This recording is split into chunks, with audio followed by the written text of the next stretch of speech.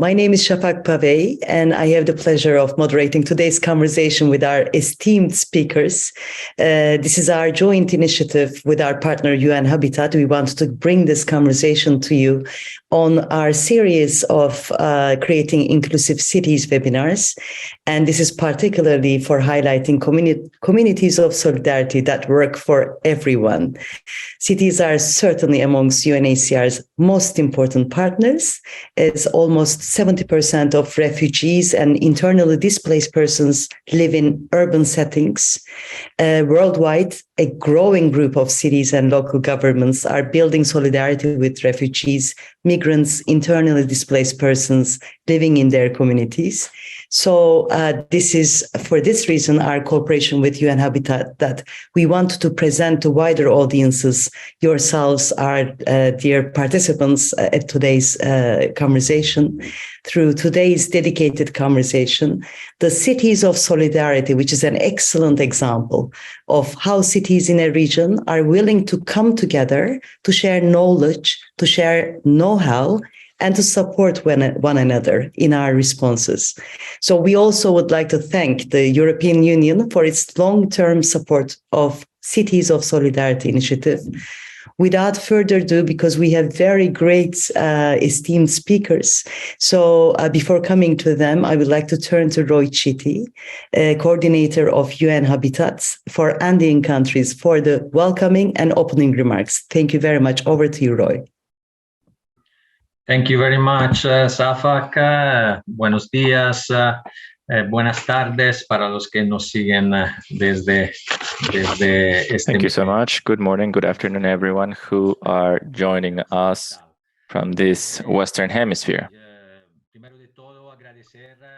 First of all, I would like to thank the coordination efforts to open this type of events to a wider audience. As Safak was saying, this type of events are geared towards creating a focus on integration of migrant populations and refugees inside cities, as well as the communities that receive those populations that need to actively participate as well. I will tell you a little bit more about this inclusive cities and Cities for Solidarity, which is a project that was backed up by the European Union that we are currently implementing in Latin America and the Caribbean. So we have 6 countries, 10 cities involved, all of them with a dynamic related to Venezuelan migration. So this project is designed in the migration dynamics of Venezuela. However, since you know, as of 2015, we have more than 2 million Venezuelans that have left their country.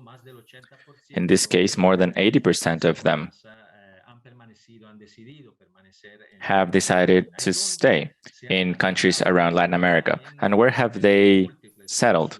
Well, they have chosen to settle in various cities of many different sizes in the region. In some cases, they have settled in big cities like Lima or Bogota, or other cities in Colombia or Quito even, and other smaller cities as well.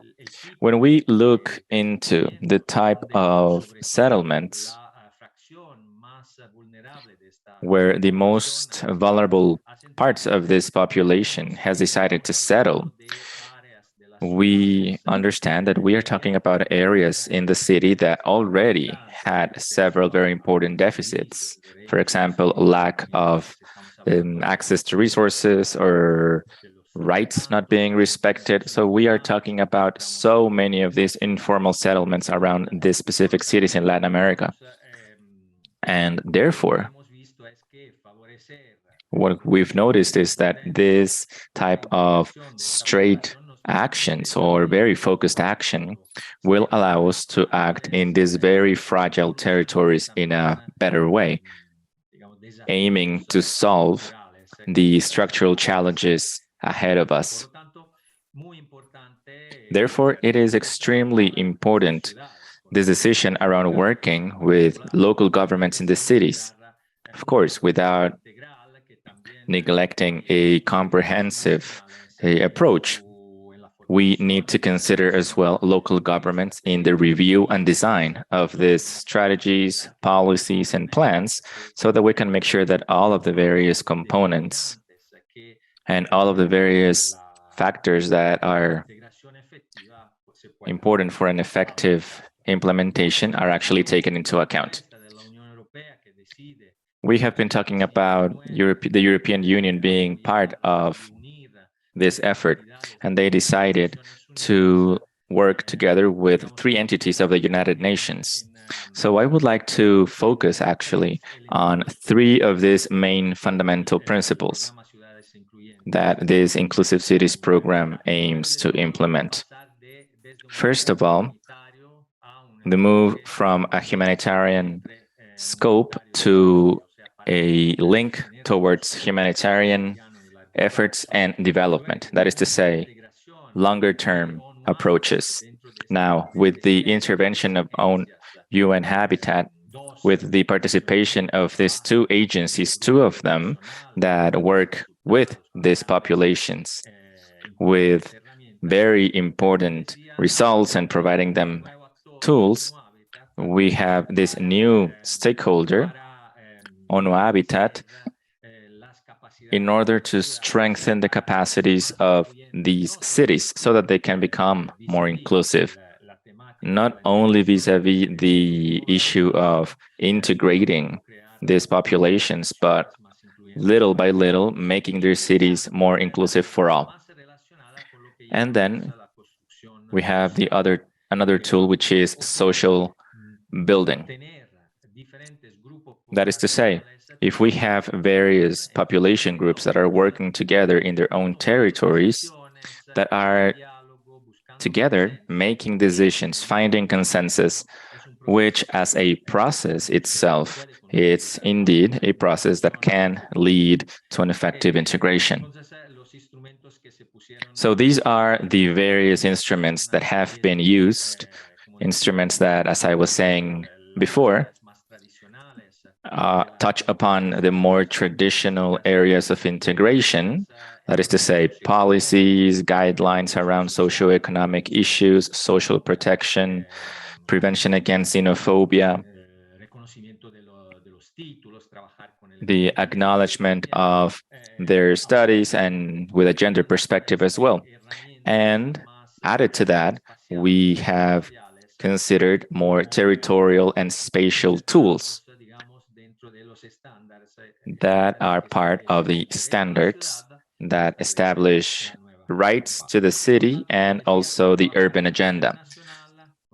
So, as I was saying, this is an approach at a national level, but also at the very local level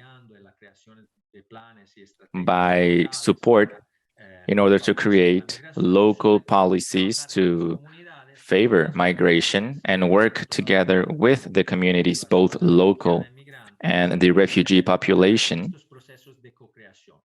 in these co-creation processes. That is to say, we need to identify the challenges, roadblocks that are in the way for inclusion, and together we can find solutions inside those communities. Now, in order to do that, this program has designed several very innovative tools, all the way from aiming to facilitate an analysis, a data analysis dimension in order to create, for example, human mobility profiles, which has 2 components, the social and economic, but also the spatial component, taken into consideration the urban markers, which are the ones that are building upon very effective tools that already exist, like the NGI, the Governance Migration Index, the several surveys by the United Nations, another one also generated by OIM and also being designed by national entities. UNHCR's involvement has also been quite critical. So this urban migration marker allows us to understand how much is a city actually doing around inclusion for the migrant population, and where or which type of cities or which areas within the city have an area of opportunity to improve the performance of with such indicators. Intervention markers have also been created for all of those territories where we aim to connect them to the plans that each city already has by means of their local governments. So we have been strengthening those plans and connecting them with a dimension related to the participation of such communities so that they can also contribute with much more contextualized and focused solutions. Socioeconomic plans were also integrated that were headed by OIM. There were some campaigns against xenophobia, and also Mayor Casasa will talk about this very surely. And UNHCR likewise used sports as a very important driver for integration. And well, all of that, everything that I have been mentioning, makes up a package, a comprehensive package that has some connection with local governments in order to find solutions that come directly from the community. As part of the innovations that were created, we also have the integrated centers network. This network gathers the experience of all of the centers that have been receiving migrants and refugees, but also community centers that are working in integration, that are working on very excellent projects. And by means of these projects, we have actually connected them in a network so that they can share experiences with one another, and then we can learn from each other. At the moment, we have approximately 70 centers throughout the region, and they are all part of this network. And I want to mention that we're going to organize a conference actually in just a week's time in Quito, where we will have the representatives of the centers meetings so that we can take this initiative to the next level, which is now transforming from a regional initiative to a more global initiative. Just to finalize, in terms of results, we have supported national policies. So in Peru, we have the housing policy. We are trying to make housing more inclusive and making sure that there is space for improving access to housing to refugees and migrants, but well, in general, to make housing more inclusive.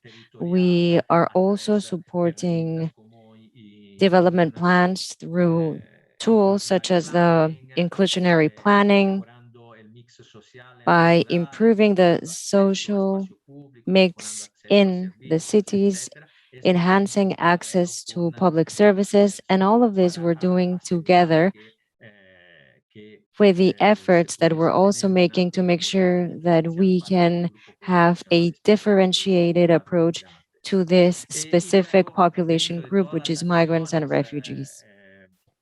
Now, as part of all of the different actions that have been very, very interesting, actually, and very, very exciting, together with the communities where we worked on improving green areas, where we improved community spaces.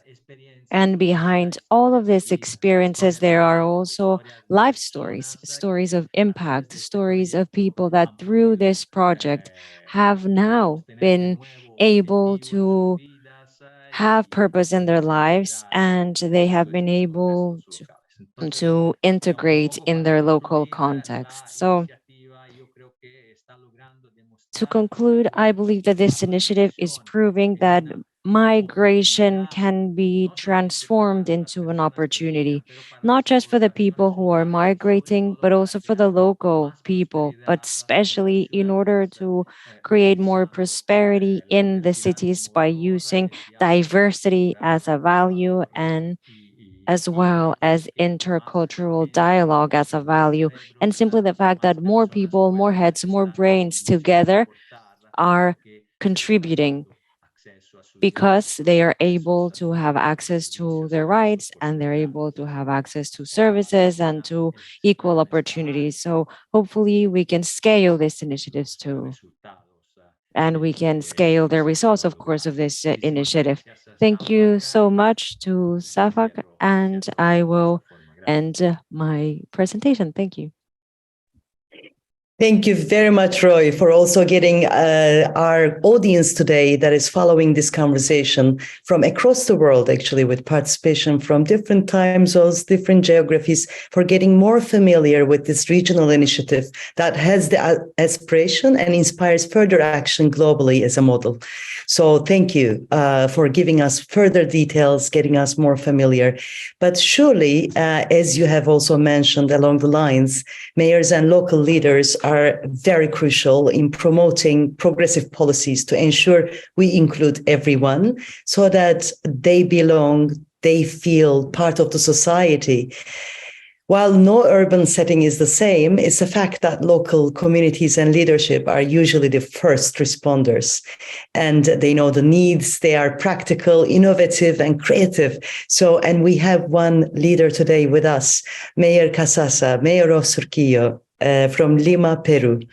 I would like to welcome you. Thank you very much for your precious time. You have broadened access to education and health services while also employing refugees and migrants in day-to-day city service provision, Mayor, such as water provision, for instance. Can you tell us more about the city of Surquillo and the initiatives that you have undertaken to ensure refugees and migrants can access local services? Thank you again for being with us today.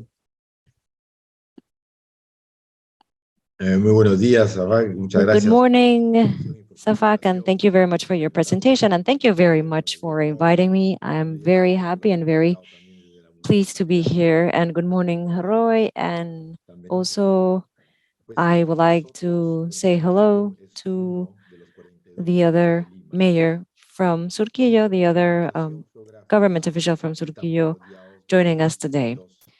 In Surquillo, we are surrounded by the districts that have the highest economic levels of the city.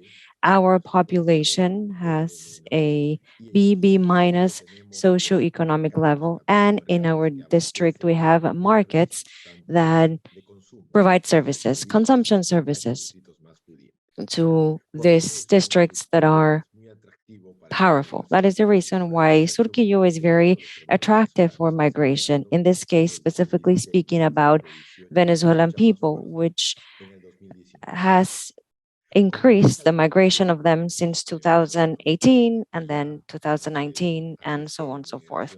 When migration of the Venezuelan people began, many of them decided to come to our district because of the reasons that I previously mentioned, but we quickly understood that migration cannot become something stressful. Us leaders and the governors might have seen migration at the beginning with a little bit of a fear, but we decided that this shouldn't be stressful and that this should either become an opportunity, specifically in the social aspect and in the economic aspect. In the social aspect, because we had migrants that were coming, but that were already part of our history. So we had two options, either closing our eyes to this reality or doing something about it. Our motto in Surquillo is that this is a city for everything. And we've also spoken about the human facing, and that is something that we saw as an opportunity. Economically speaking, migration was very important because it would reach areas in Surquillo, like Villa Victoria, to have 100% occupancy, which meant that any space that could be inhabited was now being rented by Venezuelan families that were generating income for Peruvian families that didn't used to have an income.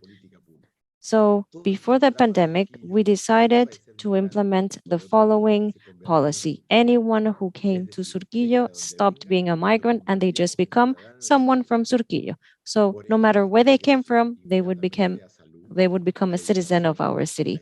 And they would therefore have access to education, health, public spaces, and to any kind of service that anyone from Surquillo would have. That meant that this new Surquillan people would have rights, but would also have obligations.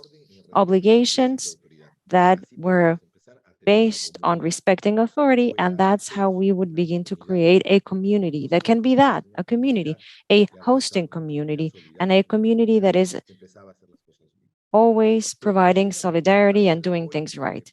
But support was essential because we didn't really know how to do this. We had many ideas. Maybe they were a little bit messy, some of our ideas. And then we had indicators, and then we had the markers that allowed us to find out where we would need to focus more. So, as a result of that, and as a result of the many ideas we had, we decided to start working on recovering public spaces that were neglected. Now we were recovering them and we were transforming them into reading spaces, into coexistence spaces for not just the families from Surquillo, but also for the families in Venezuela, the families from Venezuela and from Peru. So together with the UNHCR, we were able to integrate children from different communities, and we realized that there's no problem with children. Children play, children have fun, and they're okay with sharing spaces. Maybe the problem lies in adults. So we decided to expand our parks and to open gyms and spaces so that the families from Surquillo could meet in those public spaces. Then we realized that we needed to do some work on schools with the teachers that were making some differences. They were providing more attention to the children from Peru and then to the children from Venezuela. So it was the adults who were making that difference. So thanks to the work that we've done together with the IOM, we have now put professionals, psychologists in schools to help fight the situation. So that is how we made migration an opportunity for us. In the case of health services, during the pandemic, we were vaccinating and we were testing anyone who lived in Surquillo, regardless of their nationality. Social support, providing food locally, everything that we would give out to people was distributed equally. In terms of education, we did the same thing. We spoke to the Minister of Education and opened up more spaces in schools so that they could join us in schools. And in the municipality, we created a specific space so that they could have the same level in different areas such as IT, maths, reading. So the municipality put a space so that all of the children that needed that kind of support could join us during the pandemic. That's how we were able to accomplish integration and also to be able to provide services to the population. We made sure that everyone had internet, that everyone had access to computers, that everyone had access to education. So we were able to accomplish Surquillo, to make Surquillo a city where there were no dropouts, where people were able to continue studying even throughout the pandemic.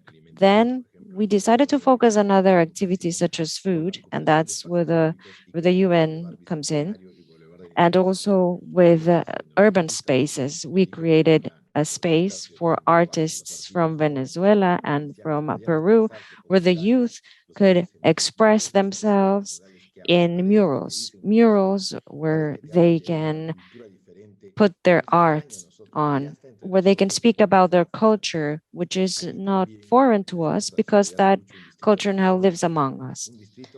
We also created a gastronomy district. Surquillo in Lima was deemed as an unsafe place. I could put many agents on the street, but that didn't change that perception. So we decided to focus on gastronomy, where now everyone is invited to go eat a ceviche or any other traditional dishes from Surquillo. So it was very interesting to have fusion of these two nationalities. Now I can tell you that there are Venezuelan restaurants which are served by Peruvians. So Venezuelans employing Peruvians, which is something that we wanted to accomplish. Then, thanks to UN Habitat, we created the common area, which is a space for women or mothers who decided to work for beneficiaries who were the elderly.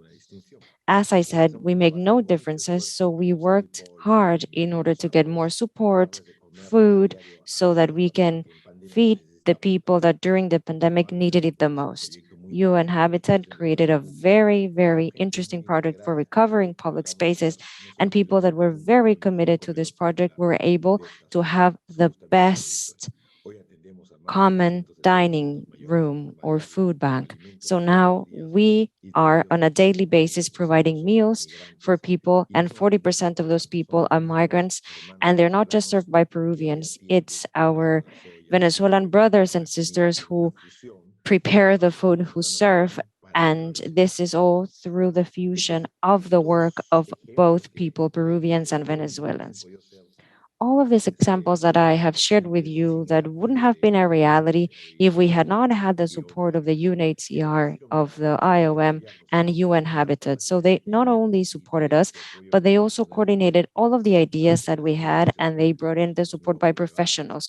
We recovered public spaces, taking up the streets, refurbishing parks, creating common areas, and building right public spaces for our children and adolescents. And the migrant community, of course, was thanks to the experiences taken from UN Habitat from other countries. The fact that we were open allowed us to see other experiences in other places, such as in Cucuta, in Colombia, and other things that they're doing in countries such as Argentina, and not just in Latin American cities, but outside, things that have been very useful. Colombia, for example, is a great benchmark. And it has also been great to talk to other mayors from our country. Of course, there are some mayors that don't want to see this an opportunity, and we can respect that. But in our case, we're showing that it is possible. And I like to finalize with a couple of things that I believe are very important. Number one, none of this would be possible if there's no political will. That means that the mayor needs to understand that they are the manager of the district, that they are the person that the community chose to manage the district. So you need to have that political will. You need to have the desire of doing things, of seeing migration, not just a stress factor, but as an opportunity. And you need to do this not by yourself, but to find partners such as UN Habitat, such as the UNHCR or IOM. We organize activities with them. This weekend, we are organizing a run for integration, 7K in Surquillo, for the integration of the families from Surquillo, Venezuela, and from the different provinces. And it's not just about running, it's about sharing a space and about showing people how, yes, we can do things. We're also going to light the Christmas tree, the biggest Christmas tree in Lima, that we're going to light it together with other agencies for the Peruvian and Venezuelan children, where we will celebrate Christmas. And we have had more than 52 medical campaigns altogether. We've also had campaigns for supporting the work of craftsmen and families that create arts and crafts in order to generate an income. And we did it in a public space, in a district that shelters them with a lot of love. So, all of this is, of course, part of a greater effort. You might imagine how much populations that we work with support us with this social aspect. So making that support also into an economic factor has been very important. Let me just finish with a final thought. Political will is extremely important. We need to have authorities that are involved from all of these countries at a local and national level, as well as the various ministries. So today it's in Peru or Venezuela, but tomorrow another type of migration will happen. So we need to be open to this type of migration because we're citizens of the world. We need to use institutions like UN Habitat, like UNHCR, like GIZ, all of these institutions that can support us.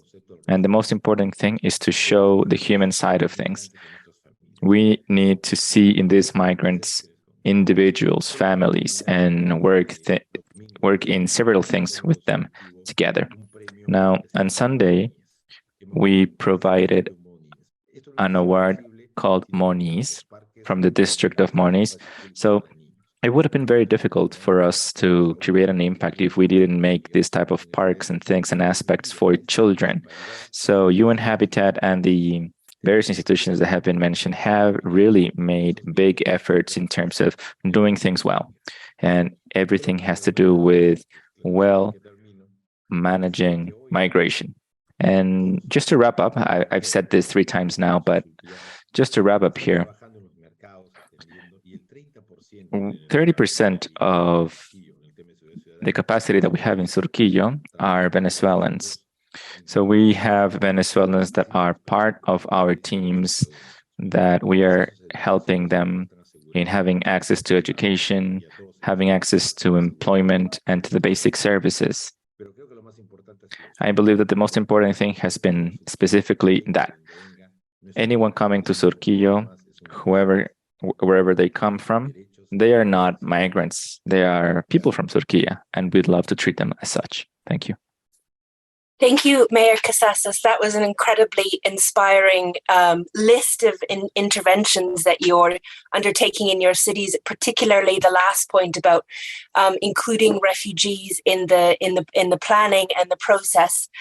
So thank you very much for sharing this. And I really like the way that you challenged other cities to, that may not have large refugee and migrant populations at the moment, but that it is a possibility. So the way that you gently challenged other cities to take similar actions and also be similarly prepared. You talked a lot about what you're doing, but can you talk a little bit about some of the challenges that you've also faced in implementing this impressive list of initiatives?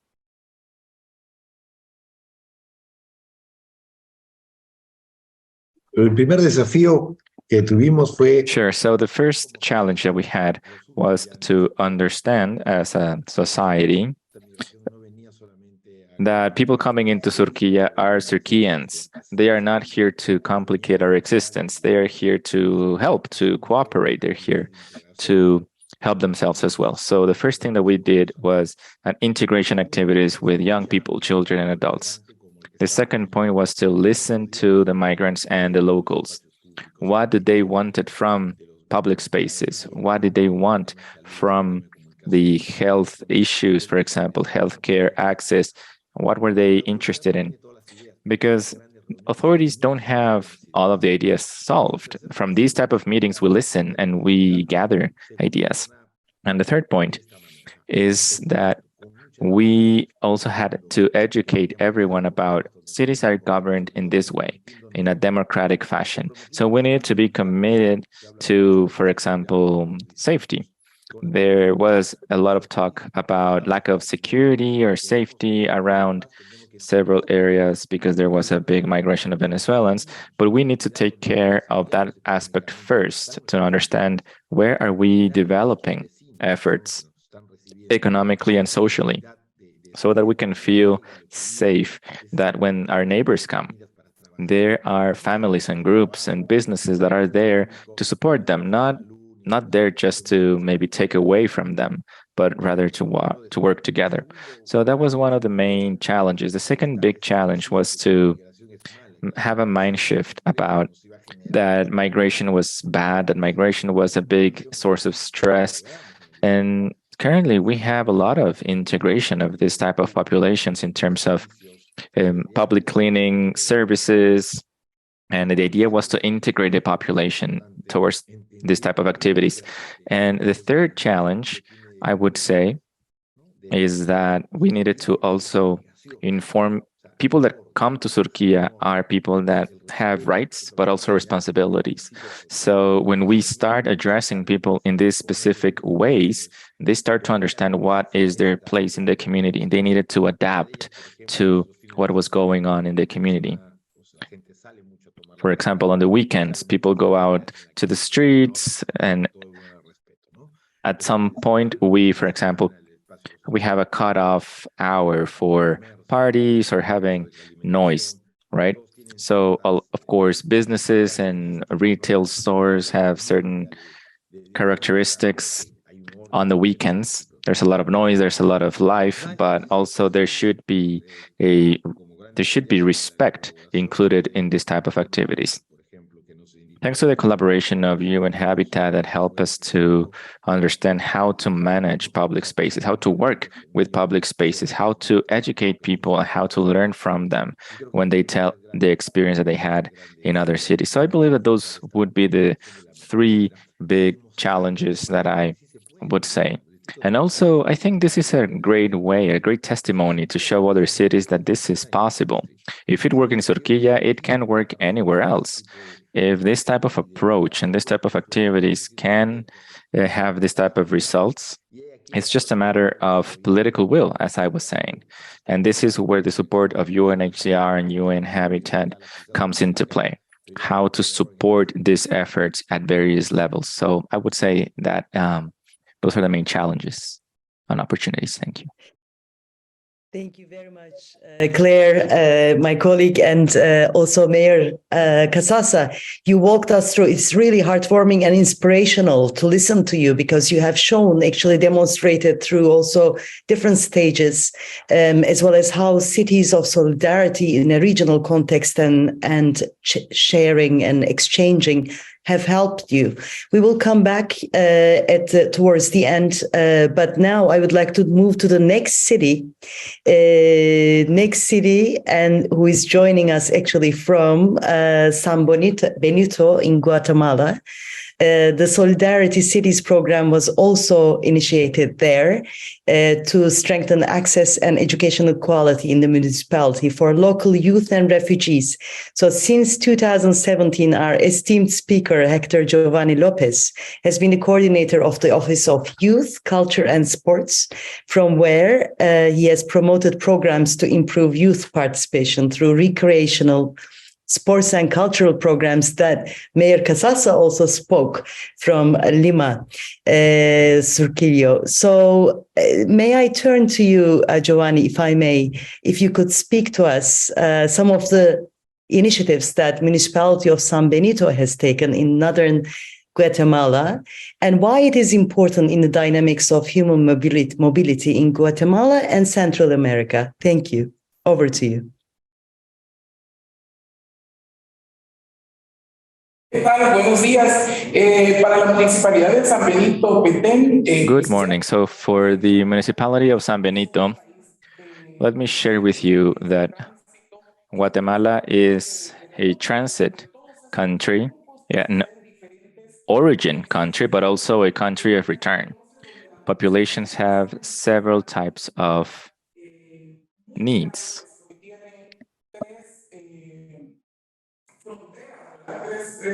We have three borders where people can come into our municipality, and that is where the municipality of San Benito has taken several steps in order to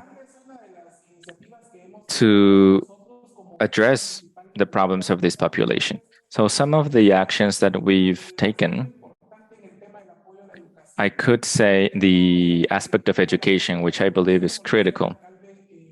The support of education, as what the mayor was saying, education from the perspective of inclusion, not only for people that live in San Benito, but also for anyone else coming into the municipality or that are in transit and going somewhere else. So we've found ways to integrate all of them in education initiatives. And this education program is something that is very exciting for us. And because the education efforts that we have implemented has had very good results, specifically during the pandemic.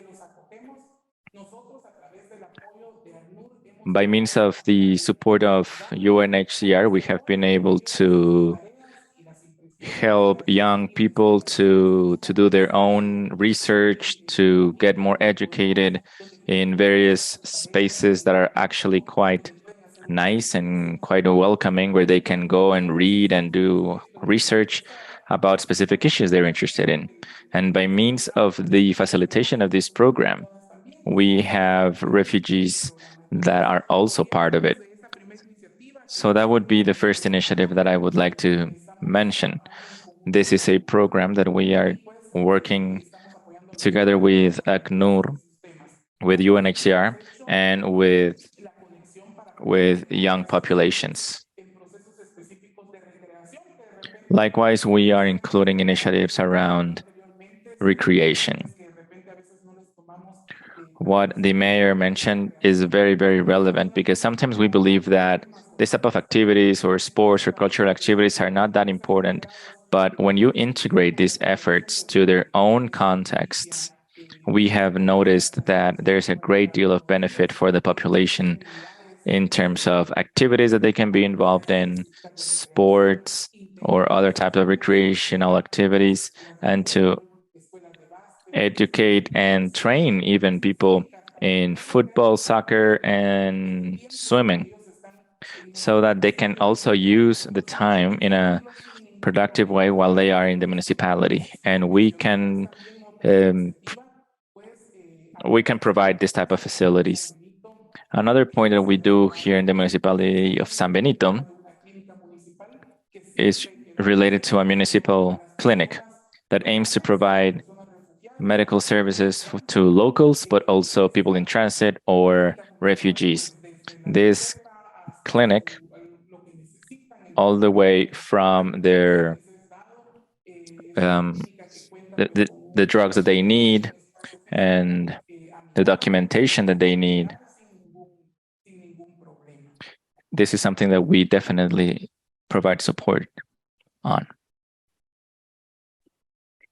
Thank you very much, Giovanni, for walking us through the programs that you're also leading and responsible at the municipality of San Benito.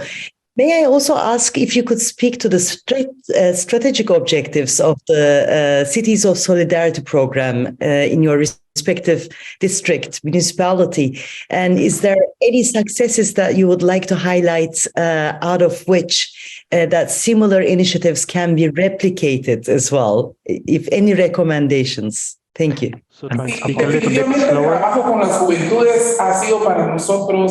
The work with the youth has been wonderful. It has been beautiful. And what I can share with you about some of our programs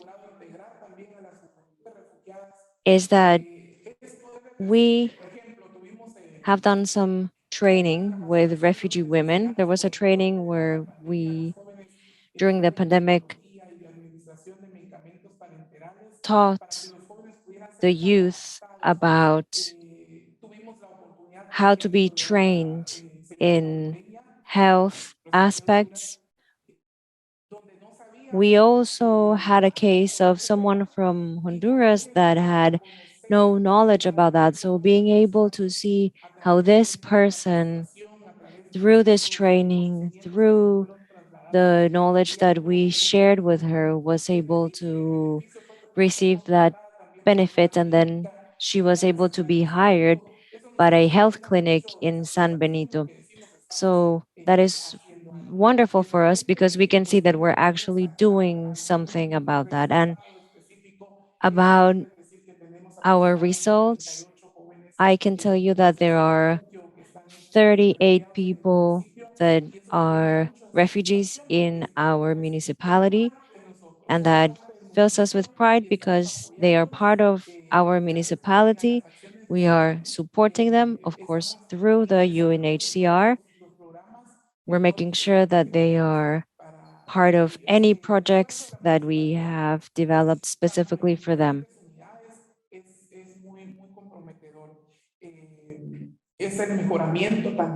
We have also improved, well, one of the strategic objectives of this program has been enhancing access to health, especially for the local people and also for refugees, plus promoting education to the youth in different programs that some of them we have discussed here. I specifically mentioned this one because it has provided a lot of support, economically speaking, to families and to the youth so that they can reach their goals and so that they can graduate, as well as economic empowerment of women through the Institute for Women. They do some work with women, and as part of the groups that already exist in the municipality for women, they're also integrating refugees and migrants in the municipality of San Benito, and also strengthening community security and violence prevention programs together with the national police in the municipality. So we are doing work on fighting crime together with the different municipalities. So I can say that all of these objectives have helped us to develop our municipality. And just as our mayor said, it's been an opportunity for us because we do not see these people as a problem, but rather people who are willing to contribute, to receive help. And even if we do not have a lot to give in our municipality, we are more than willing to support and to share. And I could say that this has been more of an opportunity for us to get to know more people and to integrate more people to help us with the development of our communities. Thank you very much, Giovanni, from joining us also from San Benito.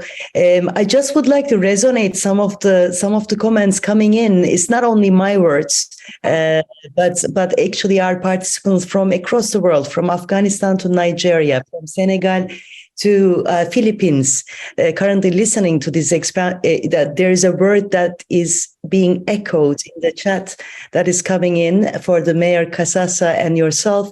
Is that it's so inspirational to listen to these amazing practices that you have established, and the courage that has been shown by the city leadership as well to undertake these initiatives.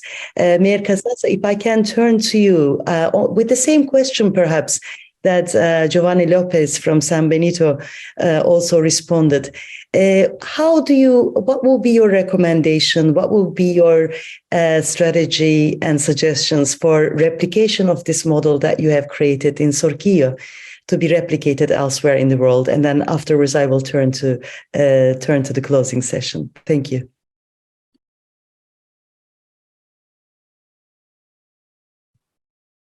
Gracias.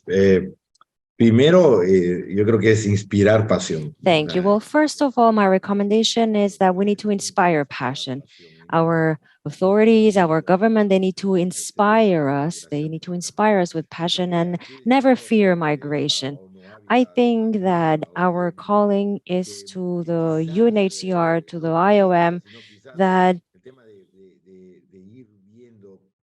we need to start looking for opportunities and working on them together. And I think that we need to have a more aggressive strategy. Now, if there are going to be any changes in administration, we need to tell the government that this works, that this is going to be useful for them. Roy spoke about something very useful, which is indicators, the markers that we were working on for all of the governors or for anyone in an authority position, as well as reports on migration. Through these reports, we have now indicators that help us to know more about our population, where we have more children, more youth, etc. So these tools are very useful. So I think that agencies should tell the governments, listen, this is where there's an opportunity for you to do some work on. Us, the governors, we want to work. Of course, there's no governor that doesn't want to do this on behalf of their communities. And no matter what political party they belong to, what we want is the common good. So this type of action, such as the Boulevard for Art, such as the food banks, such as the work with the youth, as Hector was saying, people working with the host communities, any other strategies for health, education, services, they work. They work, and not just for migrants, they're useful for everyone in that location. And this also provides more authority to the mayors, because now, thanks to these agencies, they have resources to work not just with one person, but with 10 people. So thanks to these activities, thanks to these ideas, thanks to these strategies, we can now serve, instead of just 2 people, 10 people, and together we do it with the agencies. In San Benito, as we heard, it's about seizing the opportunity. It's about seeing migration as an opportunity for social development. Something else that I believe is a recommendation is to tell governors not to be afraid, that they need to put passion first, that migration is not a stress factor, that we can work with it, that it works. The things that don't work, that we can get rid of, but the things that do work, let's replicate that. The work that we do with children, the work that we do with the adults, with job fairs, with the elderly people, projects such as elderly reading stories in libraries. Gastronomy, for example, was very successful here. Art as well. We have so many things in Latin common in Latin America. So it's been wonderful to see how we're mixing the Peruvian gastronomy with the Venezuelan gastronomy, dance, how we have now Venezuelan teachers teaching Peruvians and the other way around. So it's about integrating, it's about social cohesion. It's essential to understand that if they're already in their territory, they're not a problem, they're an opportunity for your community to shine. So the human side is also very important. We are their host communities, and migration is a right. There's so many things to say. I'm so passionate about this because it has been very useful for me this last 4 years working with the community. Surquillo is a very small municipality with very few resources, but I think that we have been at the same level of the larger districts because of the support that we have received. And we've implemented small measures that have had a great impact, that have helped us during the pandemic and after the pandemic, where it was so important to accomplish social integration. Thank you. Thank you very much, Mayor Casasa. You really inspired all of us with these actions, and also calling others to come, other actually political leadership to take the courage and then to take the bold steps that is necessary to ensure.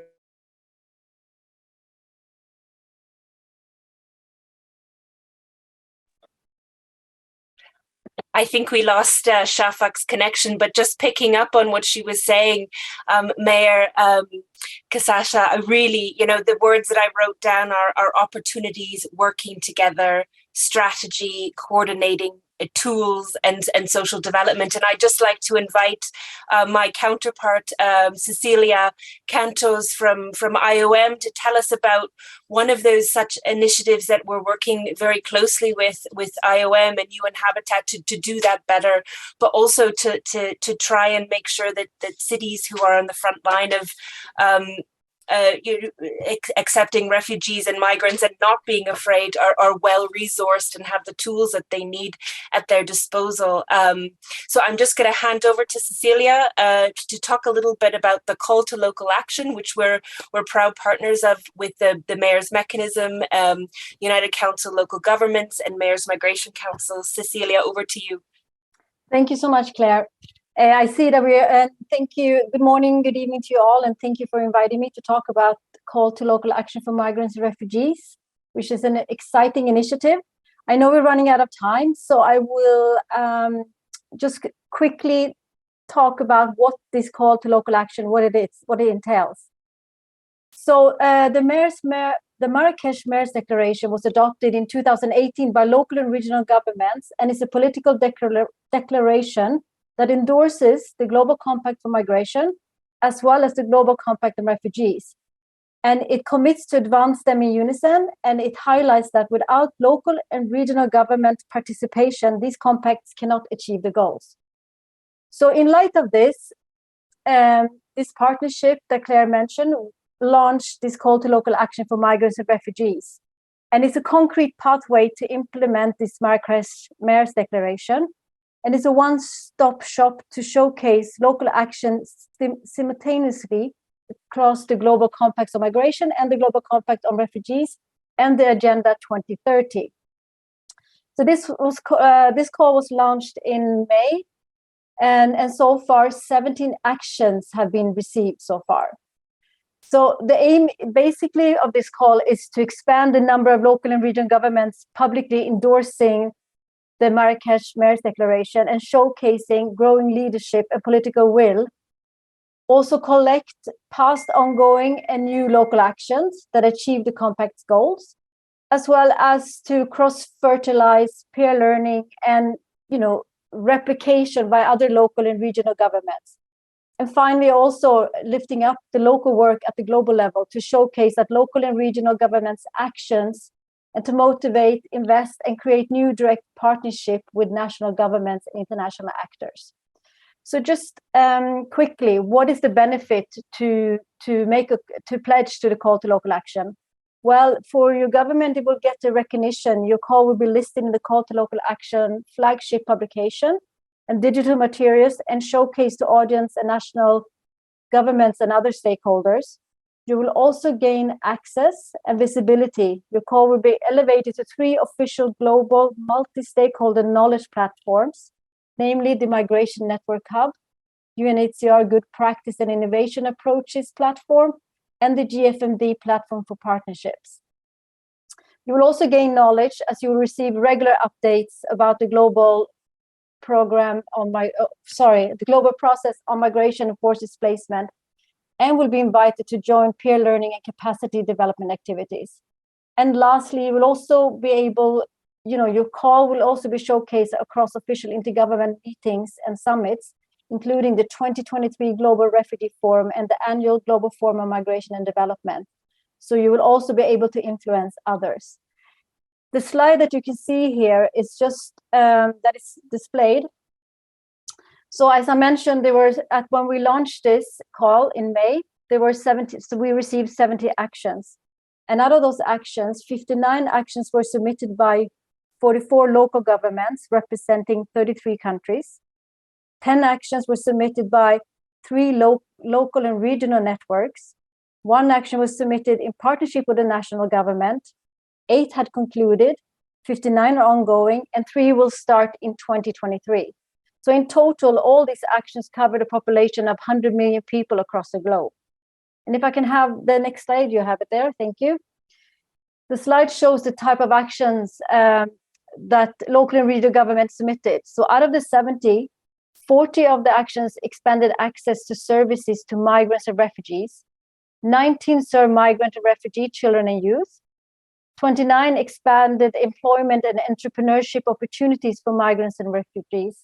19 addressed the impact of the climate crisis on migration and forced displacement. And 24 offered humanitarian financial assistance to migrants and refugees in times of crisis. 37 actions was aimed to improve local governance and responsiveness to migrants and refugees. Interestingly, interestingly, all this action targeted migrants, refugees, and internally displaced persons indiscriminately, and also represented a partnership with civil society, national government, the private sector, and the UN agencies. What many local and regional government also pointed out was the need to work with host communities to generate a greater understanding about the changing demographics.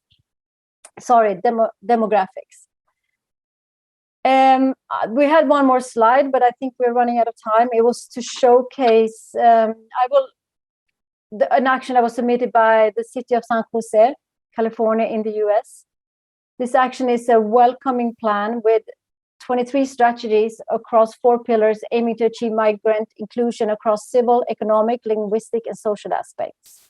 And it's a partnership between the city itself, civil society, private sector, and the national state and government. Sorry that I was rushing very quickly because I was conscious of the time, so I hope I didn't speak too fast. But I will now hand over to my colleague Claire Roberts from UNHCR. Thank you so much. Thank you so much, Cecilia. And I think what you really, by talking about the sort of range of actions that we've had through the call to local action, is that, you know, there's not a one size fits all approach, and many cities will come at addressing the issues that they're facing in different ways through different partnerships. And I think that the goal really of the call to local action and the platforms that we're creating and preparing together is to support those actions, and also, you know, just to end on a, you know, where we started really with Roy talking about the funding that was made available to this Cities of Solidarity initiative, is that cities need technical support, but they also need financial support. And so just to recognize the support of the European Union to the Cities of Solidarity initiative, but also just to you know, that we have the call to action to cities, which is, you know, asking them to formalize the support that they're giving to refugees, migrants, internally displaced and stateless people at the city level. But we're also calling to the international community to support the efforts of cities in implementing these initiatives, so that they can, especially in protracted long-term situations where cities are hosting refugees for long periods of time, which we see in many parts of the world. So just to close on that, you know, call to cities, formalize and to San Benito and San Quilo to think about formalizing the work that you're doing through a pledge to the call to local action, and any other cities that may be listening today to think about pledging, but also any organizations, foundations to think about providing support to these cities who are working tirelessly on the front line. We want them to carry on doing that work. We want cities that don't have the financial resources to start doing the work to have them. So on that note, really thank you to all the speakers. I was inspired, I'm sure you all were, and we look forward to our continued close collaboration. There's another webinar looking at refugee participation at the city level coming up early next month, so watch out for the invitation to that webinar, and then another one in December, later in December. So as part of, as Shafak said, the series of highlighting these inclusive cities that are, you know, that are around the entire world. So thank you very much, everyone, and have a good rest of the afternoon or good rest of the day. With that, I close.